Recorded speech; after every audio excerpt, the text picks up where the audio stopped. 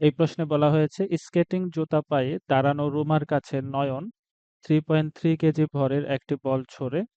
রুমার ভর 48 কেজি। বলটি লোফার সাথে সাথে রোমা 0.32 মিটার পার সেকেন্ড বেগে গতিশীল হয়। রুমা যখন বলটি ধরে তখন বলটির বেগ কত ছিল? প্রশ্ন যে সমস্ত তথ্য দেওয়া আছে আমরা সেগুলো আগে লিখে নিচ্ছি। প্রথমত এখানে বলের ভর দেওয়া আছে। বলের ভরকে আমরা m1 ধরলাম। m1 equal 3.3 KG. এরপর রুমার ভর দেওয়া আছে 48 কেজি। রুমার ভরকে আমরা m2 ধরলাম। m2 equal 48 KG. এরপর এখানে আমরা বলের আদিবেগ u1 ধরলাম। u1 আমাদের বের করতে হবে বলটির আদিবেগ। এরপর রুমার আদিবেগকে আমরা u2 ধরলাম। রুমা যেহেতু এখানে দাঁড়ানো ছিল তাহলে রুমার আদিবেগ হবে 0 মিটার পার সেকেন্ড। এবং বল যখন রুমা ধরে তখন বল এবং রুমা উভয়ই p বেগে গতিশীল হবে। এই p হচ্ছে এখানে দেওয়া আছে 0.32 মিটার পার সেকেন্ড।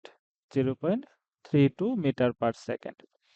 এক্ষেত্রে যদি আমরা ভরবেগের সংরক্ষণ সূত্র বসাই তাহলে বল ধরার পূর্বে রুমা এবং বলের আদি ভরবেগ হবে m1 u1 plus m2 u2। এরপর বল ধরার পরে রুমা এবং বলের শেষ ভরবেগ হবে m1 plus m2 into V. m1 এর মান হচ্ছে 3.3। এরপর u1 আমরা বের করব। m2 এর মান হচ্ছে 48 এবং u2 হচ্ছে 0। m1 3.3 এবং m2 হচ্ছে 48। তার সাথে হচ্ছে ভি গুণ করব আমরা। ভি হচ্ছে 0.32। তাহলে বাম পাশে আমরা পাচ্ছি 3.3 u1 আর এখানে তো 0 হয়ে যাবে এবং ডান পাশে আমরা ক্যালকুলেটর ব্যবহার করলে এই সম্পূর্ণ অংশের মান পাচ্ছি 16.416। এক্ষেত্রে আমরা যদি 16.416 কে 3.3 দিয়ে ভাগ করি তাহলে সেক্ষেত্রে আমরা u1 এর মান পাচ্ছি 4.97 মিটার পার সেকেন্ড।